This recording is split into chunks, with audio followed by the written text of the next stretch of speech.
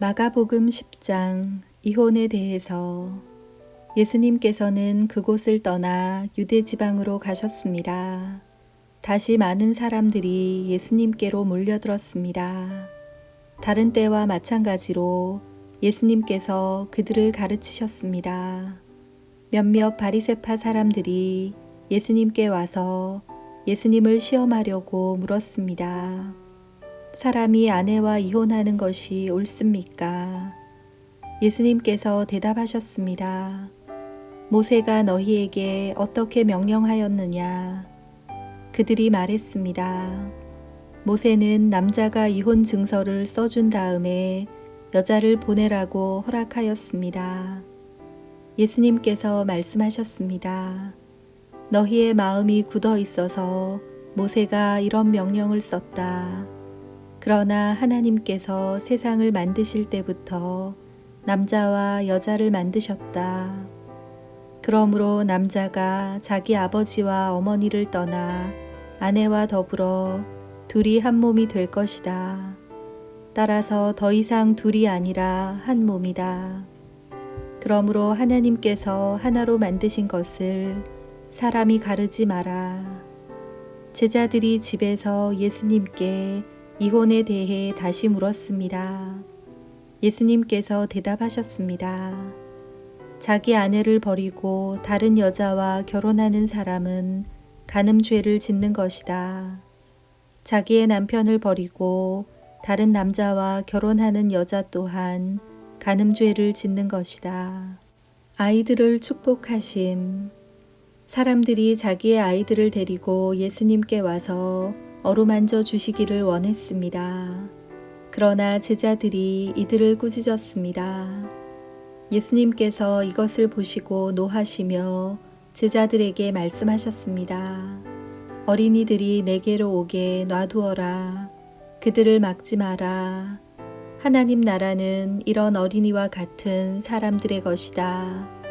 내가 너희에게 진정으로 말한다. 어린이처럼 하나님 나라를 받아들이지 않는 사람은 결코 그곳에 들어가지 못할 것이다.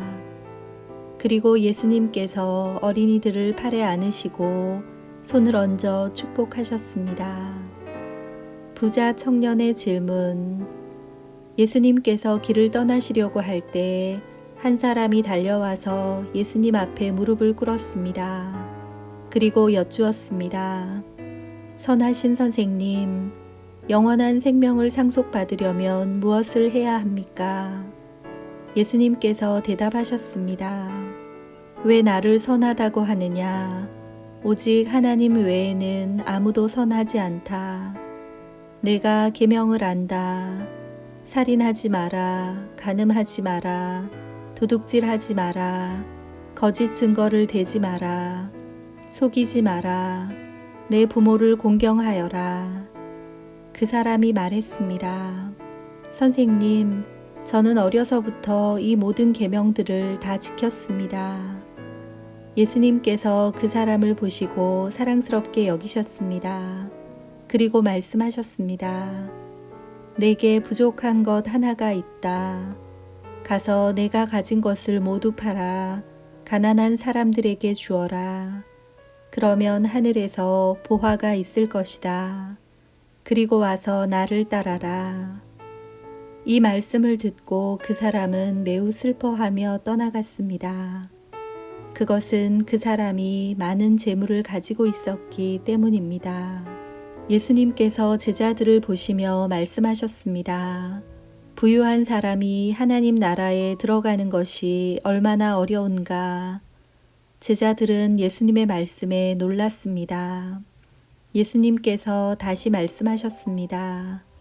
얘들아, 하나님 나라에 들어가는 것이 얼마나 어려운지 부자가 하나님 나라에 들어가는 것보다 낙타가 바늘귀를 지나가는 것이 더 쉬울 것이다.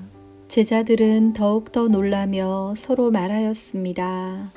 그러면 과연 누가 구원받을 수 있을까? 예수님께서 제자들을 바라보시며 말씀하셨습니다. 사람은 할 수 없으나 하나님께서는 할 수 있다. 하나님께는 모든 것이 가능하다.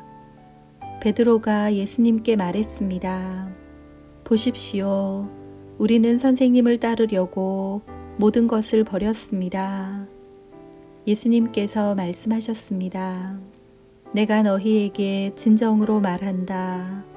나와 복음을 위해 자기 집과 형제 자매, 어머니 아버지, 자식 또는 밭을 버린 사람은 이 세상에서 핍박과 함께 집, 형제, 자매, 어머니, 자녀, 그리고 밭을 100배로 받을 것이다.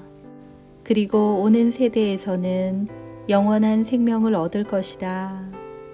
첫째가 꼴찌가 되고 꼴찌가 첫째가 되는 사람이 많을 것이다. 죽음과 부활에 대해서 말씀하심. 예루살렘으로 올라가는 길에 예수님께서 사람들보다 먼저 걸어가셨습니다. 제자들이 놀랐고 뒤따르던 사람들도 두려워했습니다. 예수님께서 12 제자를 따로 부르셔서 어떤 일이 예수님에게 일어날지 말씀하시기 시작하셨습니다.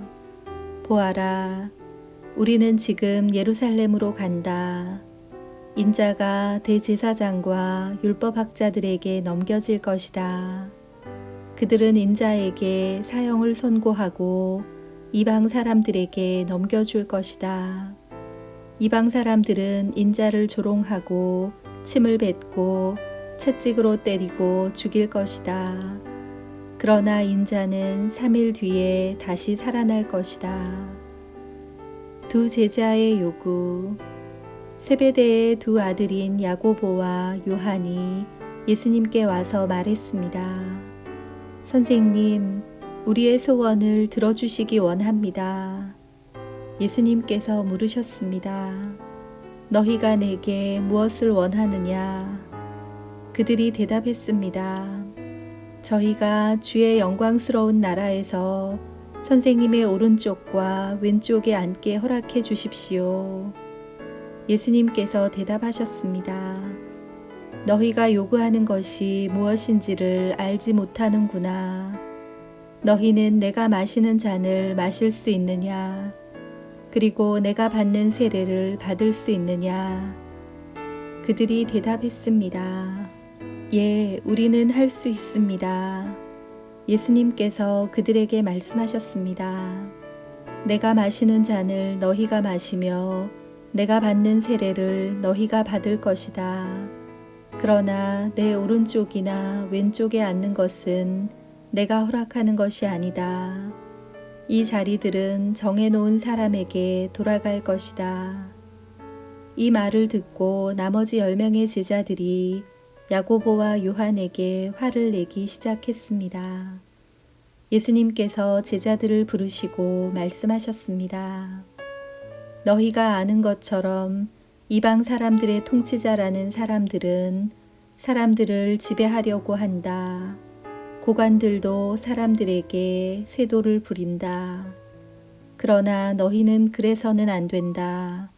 누구든지 너희 중에서 높아지려거든 종이 되어야 한다. 누구든지 너희 중에서 첫째가 되려거든 모든 사람의 종이 되어야 한다. 인자도 섬김을 받으러 온 것이 아니라 섬기러 왔다. 인자는 자기 생명을 많은 사람의 대속물로 주려고 왔다. 앞 못 보는 바디메오를 고치심. 예수님과 제자들이 여리고에 왔습니다. 예수님께서 제자들과 많은 사람들과 함께 여리고를 떠나실 때 디메오의 아들인 바디메오라고 하는 앞을 보지 못하는 거지가 길가에 앉아 있었습니다. 나사렛 예수님이라는 소리를 듣고 그는 소리 지르기 시작했습니다. 다윗의 자손 예수님, 제게 자비를 베풀어 주십시오. 많은 사람들이 그에게 조용히 하라고 엄하게 말했습니다. 그러나 그는 더욱더 크게 소리쳤습니다. 다윗의 자손이시여, 제게 자비를 베풀어 주십시오. 예수님께서 멈추셔서 말씀하셨습니다. 그 사람을 이리 데리고 오너라. 사람들이 그를 불렀습니다. 안심하고 일어나게 예수님께서 자네를 부르고 계시네. 그는 겉옷을 거기에 두고 벌떡 일어나 예수님께로 갔습니다. 예수님께서 그에게 물으셨습니다. 무엇을 해주길 원하느냐? 보지 못하는 자가 대답했습니다. 선생님, 다시 보기를 원합니다. 예수님께서 가거라, 내 믿음이 너를 낫게 하였다라고 말씀하셨습니다. 그 즉시 그는 보게 되었고 예수님을 따라 나섰습니다. 아멘.